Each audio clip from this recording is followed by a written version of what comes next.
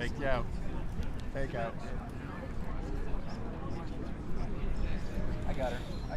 Yeah.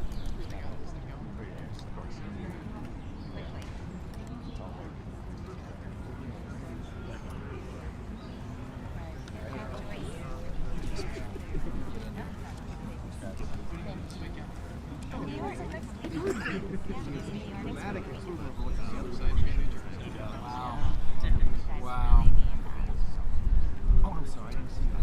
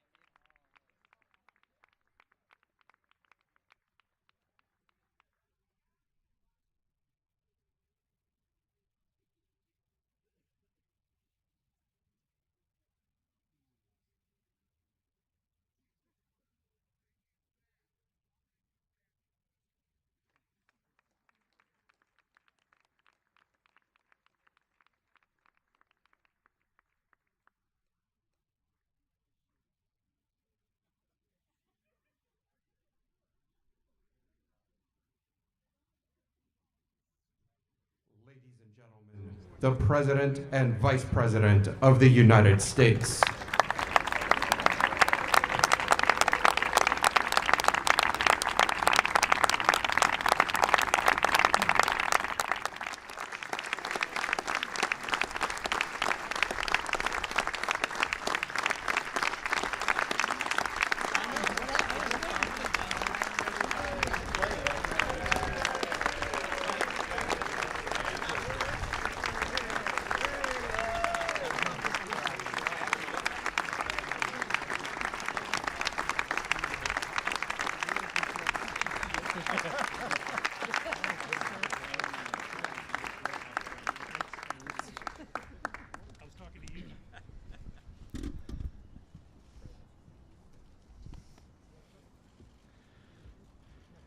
Speaker Ryan, Majority Leader McCarthy, Majority Whip Scalise, Chairwoman McMorris Rodgers, Chairman Brady, Chairman Walden, Chairwoman Black, Congressman MacArthur, Congressman Meadows, and all the principled members of Congress who are standing with us here today.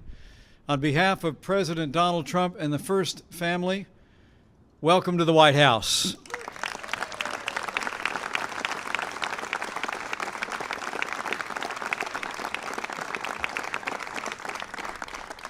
And thanks to the leadership of President Donald Trump, welcome to the beginning of the end of Obamacare.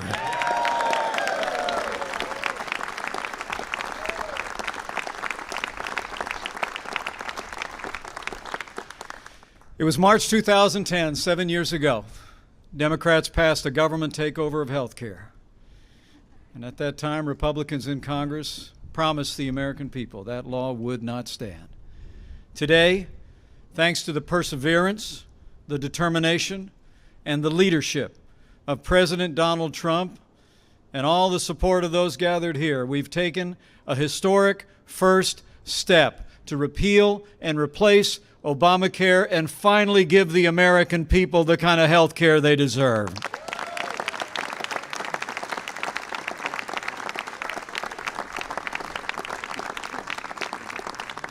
So today, with heartfelt gratitude for all he has done to keep his word to the American people, and for all he will do to continue to make America great again.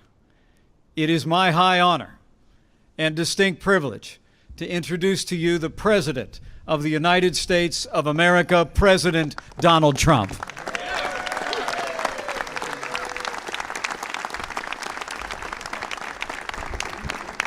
Thank you. Thank you. Thank you, Mike.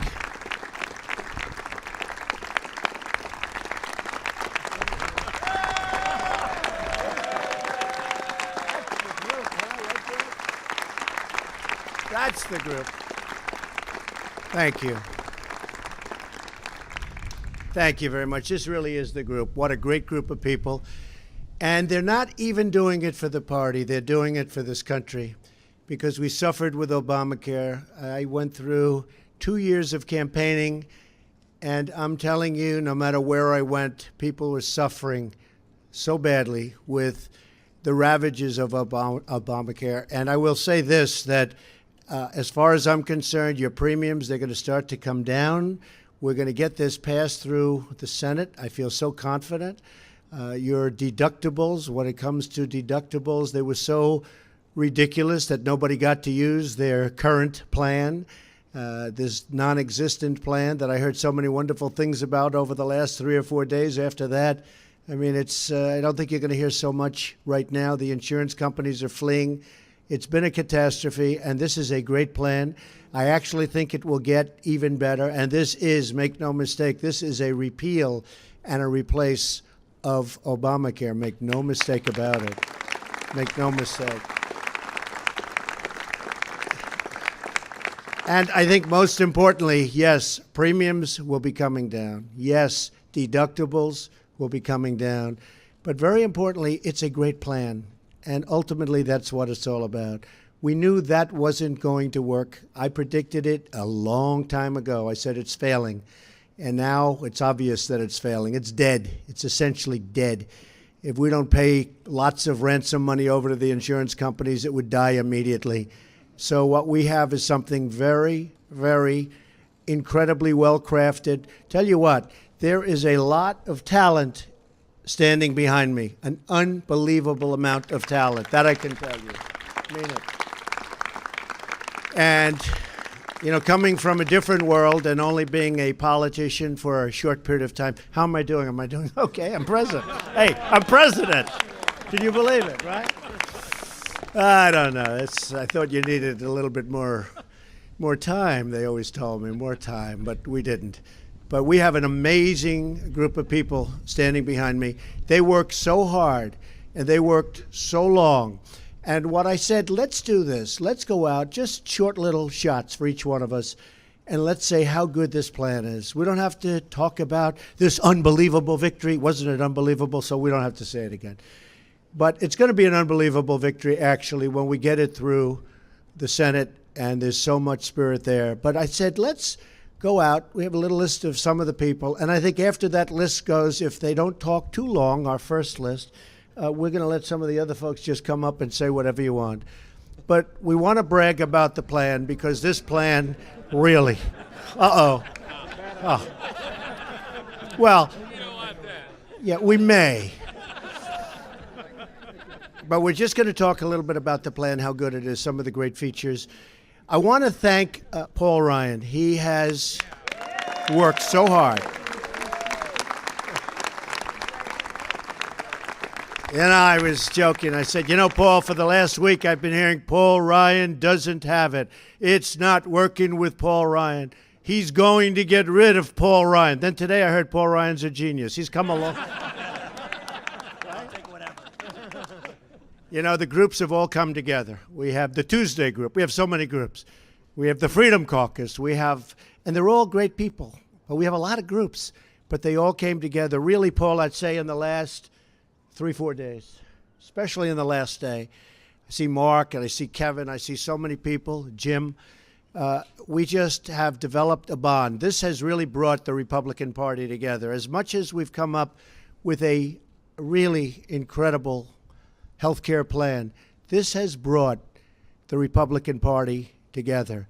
We're going to get this finished, and then we're going, as you know, we put our tax plan in. It's a massive tax cut, the biggest tax cut in the history of our country. I used to say the biggest since Ronald Reagan. Now it's bigger than that. Also, pure tax reform. So we're going to get that done next, and this really helps it. A lot of people said, how come you kept pushing health care, knowing how tough it is? Don't forget, Obamacare took 17 months. Hillary Clinton tried so hard, really valiantly, in all fairness, to get health care through. Didn't happen. We've really been doing this for 8 weeks, if you think about it. And this is a real plan. This is a great plan. And we had no support from the other party. So I just want to introduce somebody to say a few words who really has been, I think, treated very unfairly, but it no longer matters because we won.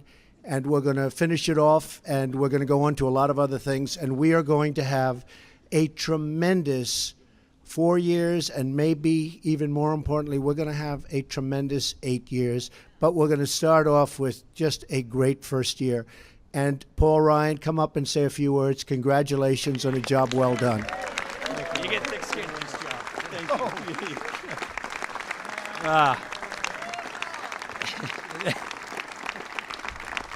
Thank you, guys. Thank you. First, thank you, Mr. President. Thank you. Thank you for your leadership. There are too many people to name who played such an important role in helping us get to this part. But I want to thank a few people in particular. I want to thank Chairman Greg Walden, Kevin Brady, Diane Black, Pete Sessions, and the members of their committees for all the hard work they put into getting us to this point.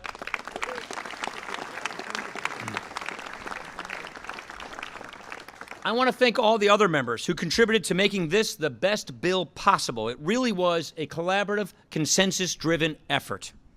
I also want to thank the team here at the White House. I want to thank Tom Price. I want to thank Mick Mulvaney. And I especially want to thank Reince Priebus. We could not have done this without you, gentlemen. You guys are the best. Of course, this would not have been possible if that weren't for these two gentlemen behind me. This is the fourth presidency I've served with. I have never, ever seen any kind of engagement like this. I want to thank Mike Pence, and I want to thank President Donald Trump for their personal involvement in working with our members and working to get this right, for getting this done and getting us to where we are. Thank you, gentlemen.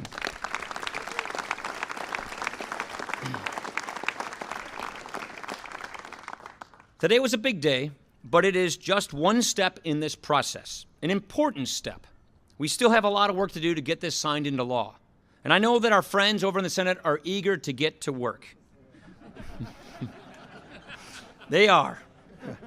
We're going to see that work through. You know why we're going to see this work through? Because the issues are just too important. The stakes are just too high. The problems facing American families are real. And the problems facing American families as a result of Obamacare are just too dire and too urgent. Just this week, we learned of another state, Iowa, where the last remaining health care plan is pulling out of 94 of their 99 counties, leaving most of their citizens with no plans on the Obama market at all. What kind of protection is Obamacare if there are no plans to choose from? And this is a trend that we are seeing all across the country. The truth is, this law has failed and it is collapsing. Premiums are skyrocketing and choices are disappearing. And it is only getting worse, spiraling out of control. And that is why we have to repeal this law and put in place a real, vibrant marketplace with competition and lower premiums for families. That's what the American Health Care Act is all about. It makes health care more affordable. It takes care of our most vulnerable. And it shifts power from Washington back to the states, and most importantly, back to you, the patient. Like I said, we've got a lot of work to do. But one thing is now clear. Republicans are committed to keeping our promise to lift the burden of Obamacare from the American people and put in place a better, more patient-centered system. It is my pleasure at this time to thank and to welcome to the stage someone who helped make this so possible, our very talented Majority Leader, Kevin McCarthy.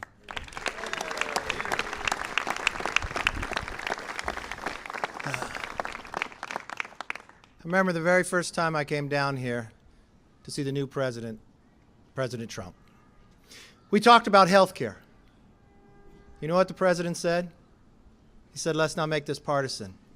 Don't do what you think is right for the Republican Party. Do what's right for the American country. And today, that's exactly what we did. You see, if you simply read the papers from this week, you take politics out of it, and you put people before politics, how do you look in the faces of 94 counties in Iowa out of 99? Or not that they won't have very many choices, they'll have no choice. How do you care for pre-existing conditions when there's no care at all? Or you read the paper yesterday and you look at Aetna pulling out of Virginia, or to Tennessee next year with 16 counties with no care. Or what about those families that paid into those 23 co-ops that Obamacare created with more than $2 billion? 18 of them have collapsed. And the only answer that this American government gives them is a penalty. If you simply look at the facts, more people took the penalty or the exemption than actually signed up for Obamacare. I did not run to this office to promote a party. I ran for this office to make this country better.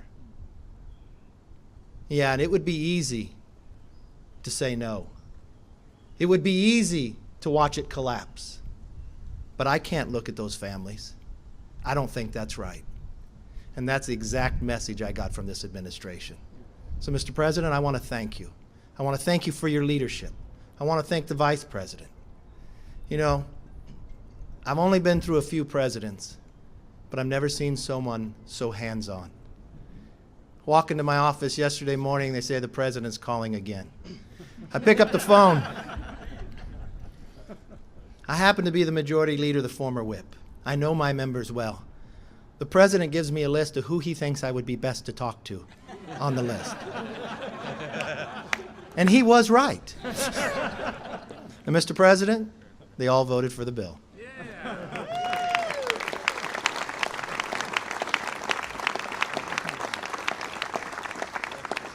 Today is a start. Today is the start of a new beginning. Yes, it's about providing better health care. But I happen to have been a small business owner. I listened to my district. You know how many families no longer have a 40-hour job and now have to take 2 part-time jobs? Or how many small businesses told me that they couldn't expand anymore because they were afraid of what Obamacare would do for them?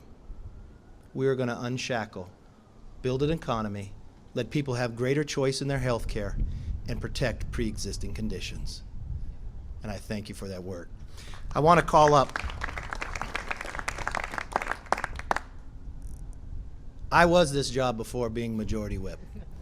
I never had to go through a bill like this. And I will tell you, being the whip really isn't one person. The deputy whip should get a lot of credit as well. Patrick McHenry. But Whip Steve Scalise never gave up, answered every question, and the team between Scalise and McHenry I'd put beyond any team we've ever had. I give you the majority whip, Steve Scalise.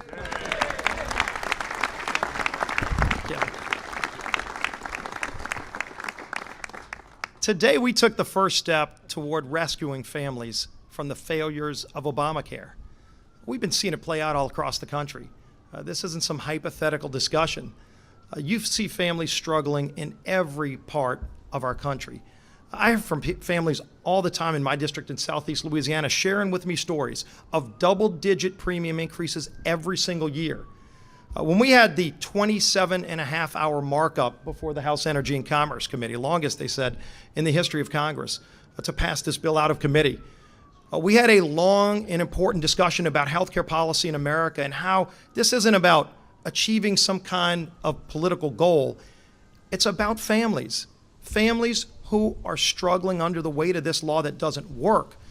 And so I reached out to my own constituents and I said, share with me some of the stories and how this law, Obamacare, is affecting you personally. And unfortunately, I got a lot of horror stories. You know, we've talked a lot about protecting people with pre-existing conditions.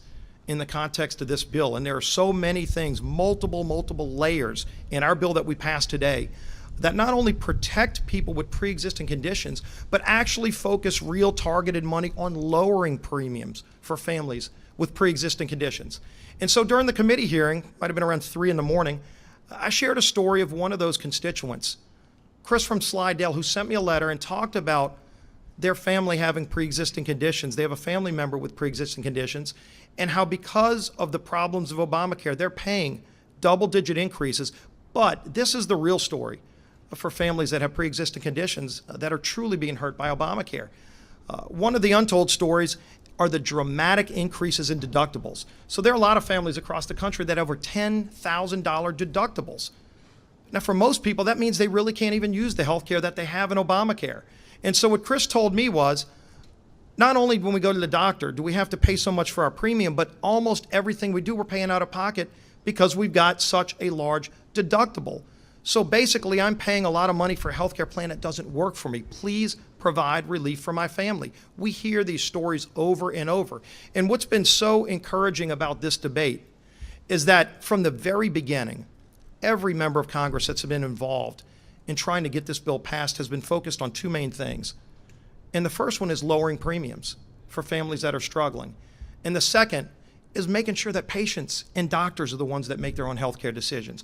Unelected bureaucrats in Washington should not have anything to do with the healthcare decisions made between a patient and their doctor. And that ends with this bill. And so as we went through this process, and it took weeks, some people wanted it to take a couple of days, but we said we're going to take the time to get it right because it affects every person in this country. And every change that was made along the way made this bill better. Almost every change that was made along the way was focused on lowering premiums. Of course, you had a lot of other things we wanted to do. We reformed the Medicaid program. One of the most broken parts of healthcare, anybody will tell you, is Medicaid. And so we actually give governors and states the flexibility to go and be innovative and do things that'll, in a much more targeted way, help low-income families in a way that Medicare is failing them today. That's another important aspect of this bill. But we wouldn't be here today without the work and the help of the President and the Vice President of the United States directly getting involved. Because every meeting we had with members that wanted to get additional components added to the bill, President Trump said, bring him into the White House. I want to meet with him. I want to talk to him about how we can actually lower premiums. Because President Trump's focus from the beginning was the same thing. He knows Obamacare fails, but it's failing because it's hurting families. And he said, how can we lower premiums? How can we give patients more control of the health care? And ultimately, all of the meetings that we had along the way that made this bill better were focused on those objectives. And that's why it's so important that we got this first step done today. There's a lot of work left to be done, and I look forward to the Senate taking the action that they need to take, but ultimately getting a bill to President Trump's desk that he'll sign that actually rescue families from this incredibly failed law and put patients back in charge of their healthcare decisions and lower premiums. And the man that led the charge in starting this process in the committee was the House Energy and Commerce Committee Chairman, Greg Walden. I want to bring him up. Thank you, Mr. Scalise. Ladies and gentlemen, Mr. President, Mr. Vice President, it has been a pleasure and an honor to work with you hand in hand to get this bill to this point. And I want to tell you what a great team you have and what a great team I think we have in the Congress and on the Energy and Commerce Committee and our subcommittee chair, Mike Burgess. Mike, come on out here for a second. Dr. Mike Burgess done incredible work on this as well. You've heard a lot about our goal to get this back to a patient-doctor relationship, to make insurance affordable to every American and available where they have choices and lower costs and competition in that market. It is collapsing around us state by state, county by county. Last year, there were 225 counties in America where you only had one choice on the Obamacare exchange. This year, it's 1,022, and you've heard now there are some counties where you'll have no choice. That's not affordability. That's not access. That's not patient care.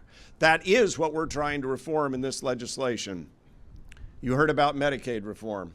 I started on Medicaid reform in the 1989 session of the Oregon legislature. I helped out there. We became the majority in 90. I was majority leader in 91. We continued these reforms to achieve this same goal of trying to get people care that they needed when they didn't have it. And I continue that battle today. We reached out to governors. We reached out to insurance commissioners. We reached out to innovators in this space. Now, I think about Governor Herbert out of Utah, who told us the story of having to petition CMS, the old CMS, not Seema Verma and Tom Price's CMS, to see if he could use a modern, new, innovative technology to communicate with his Medicaid recipients who had that same technology. You and I would know that as email. 9 months later, the government here in Washington denied his request to communicate with people who had email by email. They told him no. And I said to the governor of Utah, how much would that have saved your state? He said $6 million. Now, do you want to spend it in snail mail, on postage, or do you want to spend it in health care? But the bigger question is, why do you have to come to Washington, D.C. to get that kind of permission to begin with? So what this legislation does is open up the ability for states to innovate, for doctors and patients and legislators to get together state by state and make a real difference for the people of Utah or the people of Oregon or the people of Florida. We can get this right. It is our duty. It is our obligation. This is the first step. I look forward to the partnership with the Senate and continuing with one with the White House till we get this signed into law. Thank you.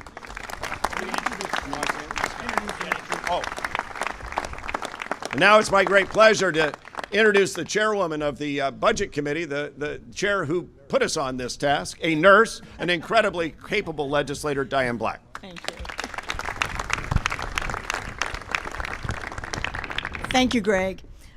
Some 45 years ago, I graduated from nursing school, and when I graduated, I took an oath of honor to devote myself to those committed to my care. And it is what brought me here to Congress, because I saw almost 7 years ago what this was doing to those in my state. The people who come to me at church, that stop me in the grocery store, that stop me wherever I am in a ball field with my grandchildren to tell me with tears in their eyes, please help us. Please help us. The premiums have gone up.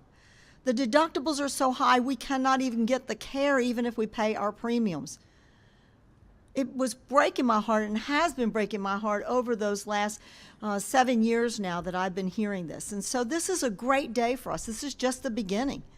We have the opportunity now to rescue people, to give them the opportunity to truly get the kind of care that they want, they deserve, with the doctors that they choose and a price they can afford. And that's what this celebration is about. It's not about politics.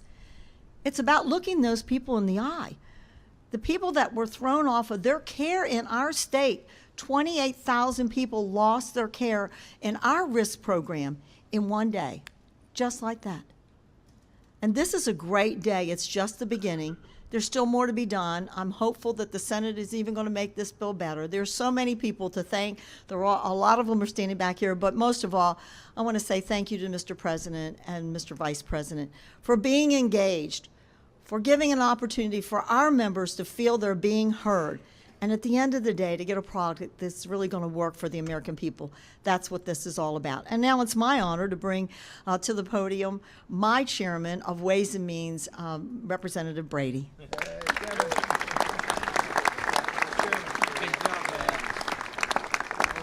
Thank you, Diane. Mr. President, Mr. Vice President, I'm proud on behalf of the Ways and Means Committee, on behalf of our House Republicans, again to say thank you for your leadership. You know, I know this is just a first step, but make no mistake, this is a giant step toward a day,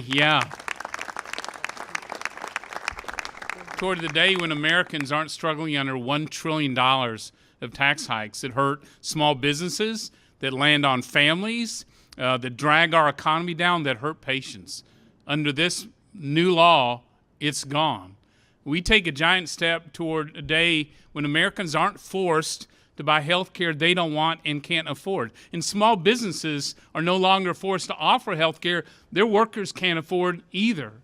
And we take a giant step today to the moment when Americans can save in their health savings plans for those big out-of-pocket costs, and they get a personal tax credit that can go with them from job to job, state to state, home to raise a family or a business, even in retirement if they want. We take that big step so Americans can choose health care they need, not the health care Washington thinks they need.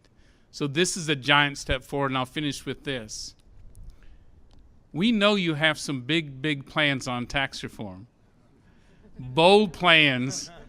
At least we've heard they're great. And I think they are. And make no mistake, today we've taken a giant step toward delivering bold tax reform that leapfrogs America into the lead around the world and simplifies this code like it's never been done before. Mr. President, we intend to deliver on that promise too. God bless.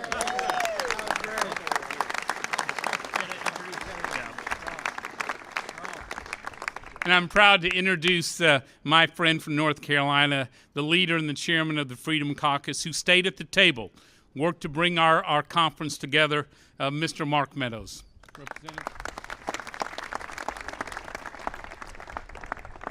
There are three numbers that matter today: 217, 1, and 318. Today we had a vote in the House that 217 votes actually came together from different districts from all across the country, from Maine to California, from Michigan to Florida, and in between. And all of those 217 members came from different districts that represented a different kind of people. And it's a good day because of the number one: a president who wouldn't give up, a president who got engaged, a president who said, you know, I don't care what the mainstream media is saying, we're going to get this done and we're going to make it better for the American people. And Mr. President and Mr. Vice President, for those late night calls, I'm glad that I'll get some rest. But I want to thank you on behalf of the most critical number. And that's the 318 million Americans who now, once again, will be able to get affordable health care, to allow those decisions to be made between them and their doctor. And once again, make sure that they don't have to go begging and figuring out how to pay for their health care premium instead of their mortgage. So, Mr. President, it's a great day for America. It's a great day for this administration, but it's a truly great day for the American people. God bless. And I have the honor of introducing someone that I didn't know real well before this all happened. And I use the term gentleman in the most appropriate way. The gentleman from New Jersey, my good friend, Tom MacArthur.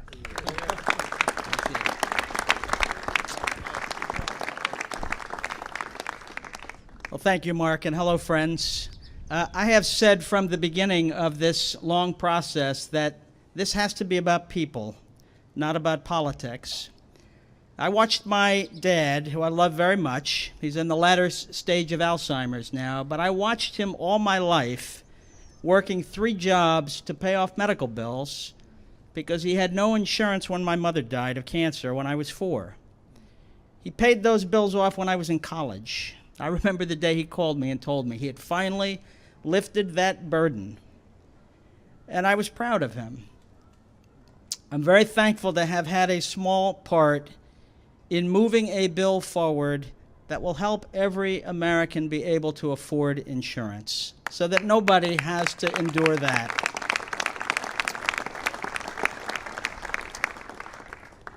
Eight years ago, we had a president who faced a really important question. How do we get more Americans insured? How do we help the most vulnerable among us? It's a really important question. And he and his party, for all their efforts, came up with the wrong answer. The answer was, let's have more government control. Let's have more government imposition. Let's trust Washington and not the states. And it's failed. Today we have a president who is facing the same question. How do we make sure that people with pre-existing conditions, the most vulnerable among us, are protected? How do we get premiums to come down for everyone else at the same time? How do we make sure that every American has a chance in this area? And I'm proud to stand with a president who has a different answer, a president who trusts the states and ultimately trusts the American people. So this is a big day. It's a first step, but it's an important step to make sure we keep our promise and we care for the American people, and I'm really proud to be part of that. And it's my, thank you.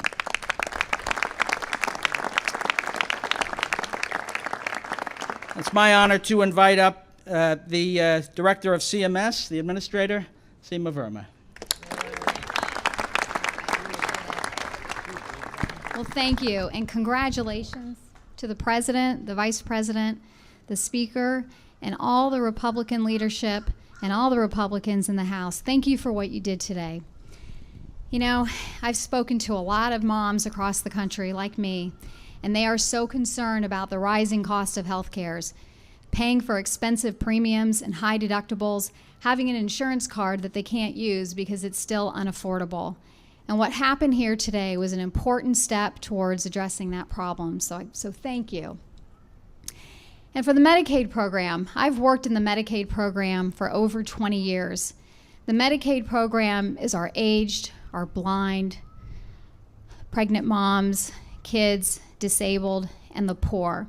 These are people that have no other place to go but the Medicaid program.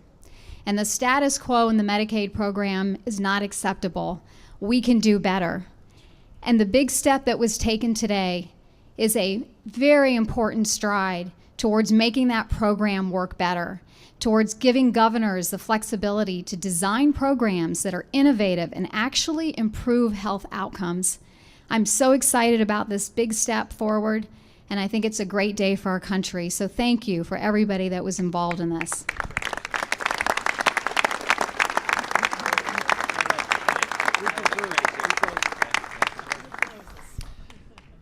It is really a remarkable day, and it's a day of great victory, not for politics or Washington, D.C., but for the American people.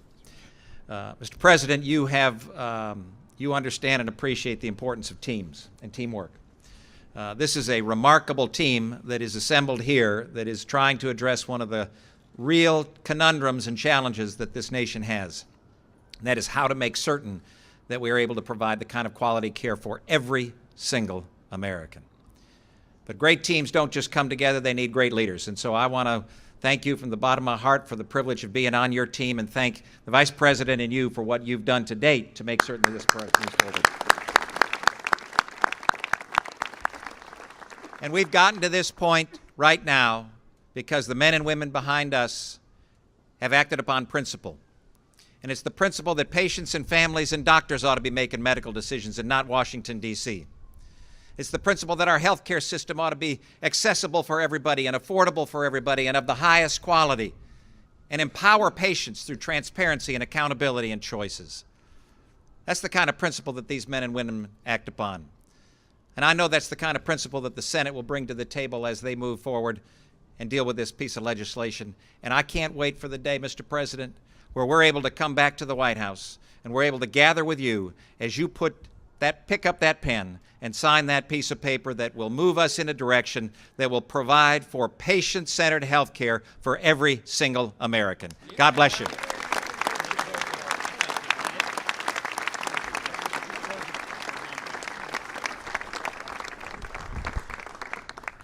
So the journey continues. We will get it done. We will have great health care for everyone in our nation. We have an unbelievable country, an unbelievable country. But I want to thank the men and women behind me. I want to thank at least some of the men and women in front of me. And of course, I even want to thank the media. Thank you all very much, everybody. Thank you. Thank you very much. Thank you.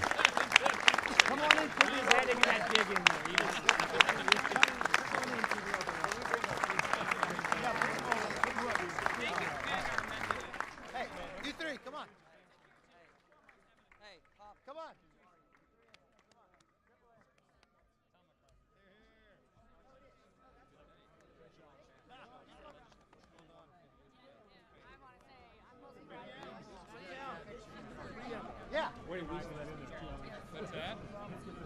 Congratulations. Great work. Way to finish her up, man. Good job. Here you go. So I couldn't find. What's up, brother? Yes, absolutely. Thank you. Your work is great. Deputy Commissioner Rogers, great to see you. I was thinking I'm going to take that clip. Make sure everyone in America hears it. Excellent. Well, we got the excited to have you at CMS. Yeah.